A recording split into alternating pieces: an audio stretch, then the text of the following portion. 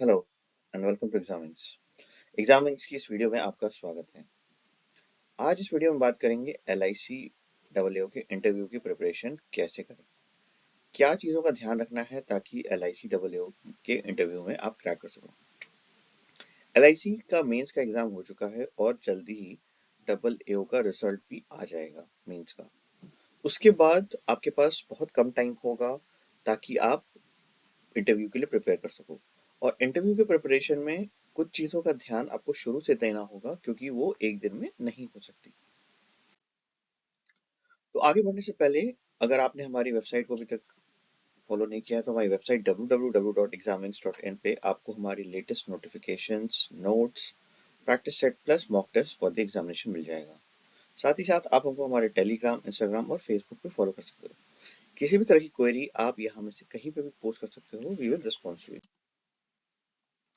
देखो, सबसे पहले बात करते हैं कि क्या रीजन होता है कि डबल ए के इंटरव्यू में बहुत लोग नहीं सेलेक्ट होते हैं, क्या बेसिक गलतियां करते हैं जिनकी वजह से उनका रिजल्ट खराब होता है।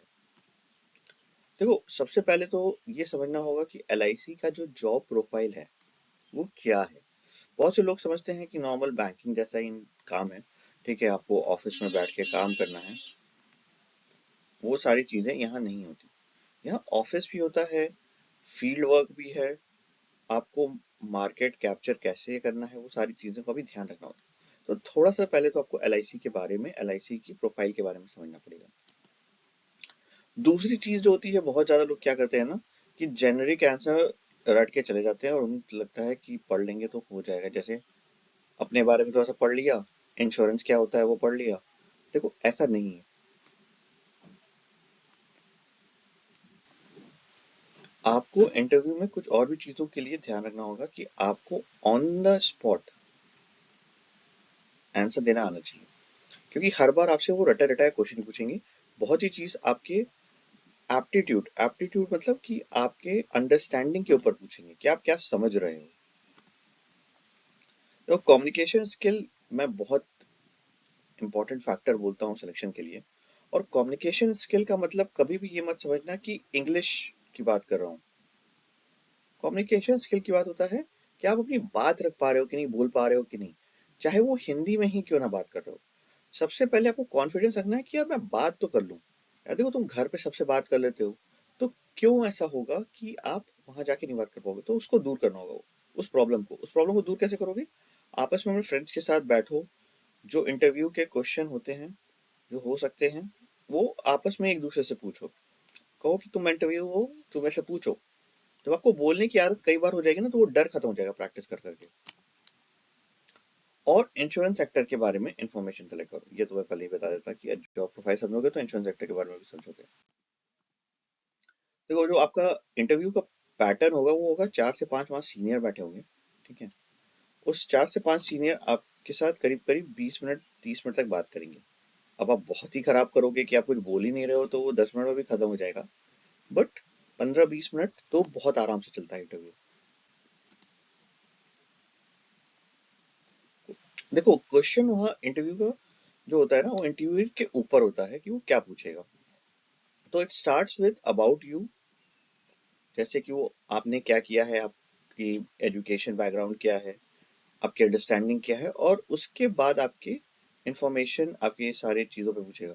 लेट्स से अगर आपने कह दिया कि मैं जयपुर से हूँ, तो हो सकता है वो आपसे जयपुर से रिलेटेड कोई बहुत ओ पुराना क्वेश्चन पूछ ले, या जयपुर से रिलेटेड कोई लेटेस्ट न्यूज़ के बारे में पूछ ले, या दिल्ली से हो तो हो सकता है दिल्ली के बारे में कोई चीज़ पूछ दे।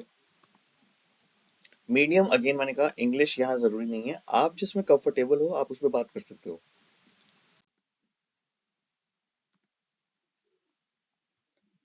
देखो, कुछ ऐसे सेक्टर्स हैं जो आपको, मेरा सजेशन होगा कि अगले 15 से 20 दिन आपको पढ़ने हैं, ठीक है। वो है कि LIC और इंश्योरेंस सेक्टर के बारे में पढ़ो कि LIC क्या है, कब बना, इंश्योरेंस सेक्टर क्या है, किस किस तरीके की चीजें होती हैं। अपने एजुकेशनल बैकग्राउंड, लेट्स से अगर आपने कहा कि आप BCom करके आए हो या B.Tech करके आए हो, तो इसके बारे में बेसिक चीजें पढ़ लो। अगर आप B.Tech करके आए हो तो आपको पता होना चाहिए यार कि लेट्स से लूप क्या होता है, या बहुत बेसिक क्वेश्चन की क्या कहते हैं सॉर्टिंग कैसे होती है, क्योंकि आपको नहीं पता कि वहाँ उनको पता है ये सारी चीजें, हो सकता है वहाँ भी कोई बैकग्राउंड का हो, क्योंकि सब अलग अलग अलग बैकग्राउंड से आते हैं वहाँ। करंट अफेयर्स में देखो फोकस करो फाइनेंस और इंश्योरेंस पे। आपसे ये बहुत हद तक चांसेस हैं कि जो लेटेस्ट 6 मंथ्स का करंट अफेयर्स है उससे रिलेटेड कुछ भी वो क्वेश्चन पूछ सकते हैं। और यहाँ देखो कोई सिलेबस नहीं डिफाइन होता है, ठीक है, कि इतना ही पूछना है, तो वो कहीं से कुछ भी पूछ सकते हैं।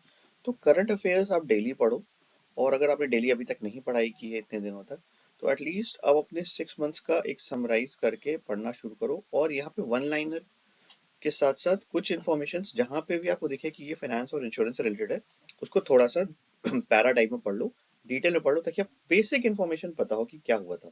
जब जैसे रेपो रेट के बारे में एक क्वेश्चन पूछ दिया, तो आपसे सिर्फ ये नहीं पूछेगा कि रेपो रेट क्या होता है, आपसे ये पूछ सकता है कि आरबीआई ने लेटेस्ट कितना रेपो रेट कर दिया है रिड्यूस करके। या आपसे अगला क्वेश्चन पूछ सकता है कि अगर आरबीआई रेपो रेट रिड्यूस कर रहा है, तो लास्ट कितने क्वार्टर से लगातार रेपो रेट रिड्यूस हो रहा है। तो इस तरह के क्वेश्चंस का भी आपको इंफॉर्मेशन रखना होगा। प्लस आपसे कुछ एप्टीट्यूड के क्वेश्चन भी पूछेगा। एप्टीट्यूड के क्वेश्चन जैसे ये पूछेगा कि मान लो, एक बेसिक क्वेश्चन बताता हूँ, कि मान लो आप इंश्योरेंस एलआईसी में सेलेक्ट हो गए, और आपको पता चला कि किसी बंदे ने अपने इंश्योरेंस की पेमेंट 3 मंथ से नहीं की, उसकी डेथ हो गई। और कोई बंदा आपसे आके उसका घर का कह रहा है कि सर 50,000 रुपये ले लो, बैक डेट में 3 मंथ्स की पेमेंट करा दो, और उसको फिर 10 लाख का जो है मिल जाएगा। तो आप 50,000 रुपये आप ले लो या 1 लाख रुपए आप ले लो, तो आपका क्या रिस्पॉन्स होगा? इट्स नॉट कि आपको सिर्फ ये कहना है कि नहीं ये गलत है, ऐसे है, उसको थोड़ा सा आपको विद सॉलिड आंसर भी बताना पड़ सकता है। उसके बाद बात करते हैं L I C specific preparation, जो मैं शुरू से कह रहा हूँ उसमें क्या करना है। आपको हिस्ट्री पढ़नी है, role of L I C पढ़ना है, L I C plus private insurance के बारे में पढ़ना है कि एल आई सी का मार्केट में कितना शेयर है। कितना शेयर है मतलब कि इंश्योरेंस मार्केट है, तो अगर आपको ये बताना है कि भाई एलआईसी ने इतना परसेंट मार्केट कैप्चर कर रखा है, हर तीसरा इंश्योरेंस एलआईसी का ही बिक रहा है, ऐसे करके कुछ इन्फॉर्मेशन कलेक्ट करनी है। ये एक बहुत इंपॉर्टेंट टॉपिक है, ये मैंने कई लोगों को कई बार बताया है कि टाइप्स ऑफ इंश्योरेंस पॉलिसीज पढ़ना बहुत जरूरी है। वो आपसे बहुत बेसिक क्वेश्चन पूछ सकते हैं। आपसे ये नहीं पूछेंगे कि कौन कौन सी पॉलिसी में क्या स्कीम चलती है, वो आपसे पूछ सकते हैं कि भाई टर्म प्लान और यूलिप प्लान में क्या डिफरेंस होता है। तो ये आपको पता होना चाहिए कि क्या होता है, बिना उसके आप आगे नहीं बढ़ सकते। तो ये सारी इन्फॉर्मेशन आपको कलेक्ट करनी पड़ेंगी, और ये एक दिन में, अगेन फिर वही कह रहा हूँ ना, एक दिन वाली चीजें नहीं है, आपको धीरे धीरे करके पढ़ना पड़ेगा। तो अभी से शुरू कर दो उसको। दूसरी चीज की एल आई सी के जो लेटेस्ट अपडेट्स हैं, पॉलिसीज हैं, अब जैसे एल आई सी ने रिसेंटली ही अभी कुछ स्कीम्स लॉन्च की हैं, आप वो पढ़ लो। प्लस एल आई सी का बहुत हद तक सोशल रिस्पॉन्सिबिलिटीज जो होता है ना, उसमें काफी काम करती है एलआईसी, ठीक है। तो आपको उसके बारे में भी थोड़ा पढ़ना होगा।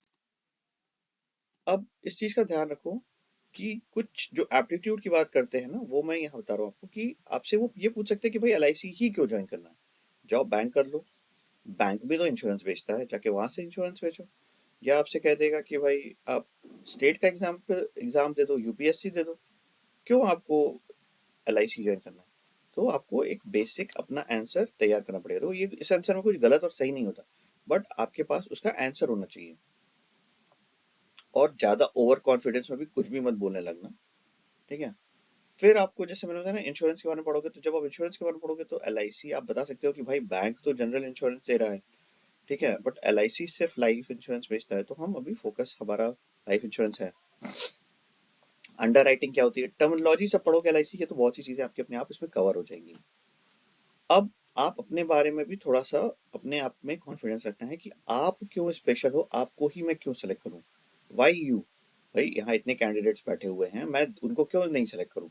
आप अगर एलआईसी आते हो तो आप क्या एक्स्ट्रा लेके आ रहे हो, क्या बेनिफिट है एलआईसी का आपको रखने से। तो वो सारी चीजें भी आपको बतानी होगी। अब जब आप LIC के बारे में ये कहते हो ना कि वाई LIC, YAA, ठीक है, तो आप उनके रोल्स एंड रिस्पॉन्सिबिलिटीज की किस तरह की रोल्स एंड रिस्पॉन्सिबिलिटी LIC के AO की होती है, स्टेबिलिटी होती है, किस तरह का सोशल सपोर्ट आप देते हो कि भाई इतने ज्यादा लोग हैं जो LIC से इंश्योरेंस कराते हैं जो कि बहुत ही कम सैलरी ग्रुप के होते हैं या जिनकी फाइनेंशियल कंडीशन बहुत अच्छी नहीं होती, तो वो एक सोशल सेफ्टी के लिए LIC से इंश्योरेंस लेते हैं और LIC उनको चीट नहीं करके उनको पेमेंट करती है टाइमली। वो एक ऐसा फैक्टर है जो आपको इम्प्रेस करता है कि हाँ मुझे भी एक अच्छा काम करना है। तो इस तरह की बातें आप कर सकते हो। उसके बाद अपनी जो स्किल्स है, लेट्स से कि आप कहते हो आप BCom से आए हो या MBA करके आए हो। अगर MBA करके आए हो तो आप कह सकते हो कि मेरे पास मैनेजमेंट स्किल्स है और मैं इस जॉब प्रोफाइल में किस तरह से और अपना बिजनेस बढ़ाया जा सकता है उसमें काम कर सकता हूँ। आप BCom से आए हुए हो तो आप उसके बारे में बता सकते हो। आप अगर लेट्स से आप कहते हो कि आप कंप्यूटर से B.Tech करके आए हो, तो कैसे आप नए तरीके के फीचर्स, नए तरीके की, मतलब मैं ये नहीं कह रहा कि आप टेक्नोलॉजी डेवलप करोगे, नए तरीके के आइडियाज को इम्प्रूव करते हुए अपने वर्क प्रोफाइल में हेल्प करोगे अपनी और लोगों की। अच्छा, ये बात याद रखना कि आप ये मत कहना कि मुझे सिर्फ गवर्नमेंट जॉब चाहिए था इसलिए मैं आ गया, मुझे जॉब सिक्योरिटी चाहिए थी इसलिए मैं आ गया। इस तरह की बातें नहीं करनी है वहां पे। थोड़ा सा करंट अफेयर्स पे फोकस करोगे, जो चीज मैंने पहले ही बताई है कि इंश्योरेंस सेक्टर्स क्या होते हैं, इंश्योरेंस क्या होता है, अलग अलग तरह के इंश्योरेंस क्या होते हैं, वो आपको करना है। IRDAI को मत भूलना, इनके बारे में अच्छे से पढ़ लेना कि IRDAI कब बना था, क्या होता है। IRDAI क्या होता है, जैसे RBI होता है ना, RBI गवर्न करता है सारे बैंक्स को। नाबार्ड होता है, करता है, किसको नाबार्ड गवर्न करता है, कमेंट सेक्शन में बताओ। नाबार्ड किसको गवर्न करता है? सेबी किसको गवर्न करता है? शेयर मार्केट को। तो वैसे ही IRDAI का काम है इंश्योरेंस सेक्टर को गवर्न करना, इंश्योरेंस सेक्टर को वो गवर्न करता है। तो LIC के भी सारे रूल्स वो IRDAI की तरफ से आते हैं, जो IRDAI के ऑफिशियल्स बनाते हैं, ठीक है। तो उसके बारे में पढ़ लेना। जो मैंने न्यूज के बारे में आपको बताया कि 6 मंथ्स आपको इकोनॉमिक्स, फाइनेंशियल, ये सारी चीजें देखनी पड़ेंगी। उसके बाद एक इंपॉर्टेंट सेक्शन है कि भाई बहुत सी ऐसी गवर्नमेंट इंश्योरेंस स्कीम है जो LIC कंडक्ट कराता है, जैसे कि जीवन ज्योति योजना, ठीक है, प्रधानमंत्री PM जीवन ज्योति योजना, ये गवर्नमेंट के लिए LIC ही मेंटेन करती है। सबका जो पॉलिसी बॉन्ड बनता है वो LIC करती है, पेमेंट LIC की तरफ से होती है, बट स्कीम गवर्नमेंट की है। तो गवर्नमेंट अब इंश्योरेंस यहाँ कराएगी, वो किसी बॉडी को यूज करती है ना, तो उसी तरह से यहाँ पे और भी स्कीम्स चलती हैं गवर्नमेंट की, जिसमें LIC plays a very important role. तो वो पढ़ो। एक इंपॉर्टेंट पार्ट है कि प्राइवेटाइजेशन के बारे में भी पढ़ना, कि अगर आपने ये बोला कि भाई गवर्नमेंट जॉब है और वो कहते हैं नहीं LIC तो प्राइवेट होती जा रही है, उसका शेयर बिक रहा है, तो उसके बारे में भी अच्छी इंफॉर्मेशन रखना कि आज की डेट में 10% ही प्राइवेटाइजेशन हुआ है और वो कैसे अच्छा है, कैसे LIC के लिए भी अच्छा है और बाहर के लिए भी अच्छा है।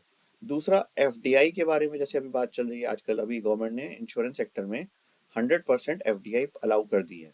अभी ये 3 दिन पुरानी न्यूज है, तो ये आपको पता होनी चाहिए कि ये क्या है, क्यों है, FDI क्या होता है, फॉरेन डायरेक्ट इन्वेस्टमेंट क्या होता है, इससे क्या रोल होगा इंश्योरेंस पे, क्या पॉजिटिव नेगेटिव चीजें पड़ेंगी। अब देखो कुछ चीजों के बारे में यहाँ मैं आपको बताता हूँ कि देखो बॉडी लैंग्वेज और कम्युनिकेशन में आपको आई कांटेक्ट करना है, ऐसे डर के छुप के नहीं बैठना है, आराम से बात करनी है, धीरे धीरे बात करो, ऐसा नहीं कि जल्दी जल्दी बात करो, लेकिन आराम से बात करो। अगर कोई चीज नहीं पता है, कह दो sir I don't know, I will find about it, मैं इसके बारे में देखूंगा सर, अभी मुझे इसके बारे में नहीं पता, सीधे मना कर दो। ये गलत में घुमाने की कोशिश करोगे कि मैं तुमको चूतिया बना ले जाऊंगा और बेवकूफी कर ले जाऊंगा, तो ये चीजें नहीं होने वाली हैं। तो इस चीज का ध्यान रखिए। एक पॉइंट और मैं कहूंगा, ड्रेसिंग के बारे में मैंने अभी अभी आपको कुछ नहीं बताया था। ड्रेस आपका हमेशा बहुत शार्प, प्रोफेशनल होना चाहिए। If I talk about a boy, अगर आप कोट ले सकते हो तो एक कोट, शर्ट, ट्राउजर या pant formal, and formal shoes, आपको ये रखना है। अगर आपके पास ब्लेजर नहीं है, अगर अरेंज कर सकते हो तो बेस्ट है, नहीं है तो कोई इशू नहीं है। एक ऐसा स्वेटर पहन के जाना जो बहुत ही सिंपल और अच्छा लगे। प्लीज जैकेट, फंकी जीन्स ये सब नहीं पहनना, टी शर्ट, हुडी ये सब पहन के मत जाना। If I talk about girls, I would say पहला option should be sari with cardigan, second option should be suit with cardigan. Do not go with shirt or t-shirt and jeans, please ये मत करना।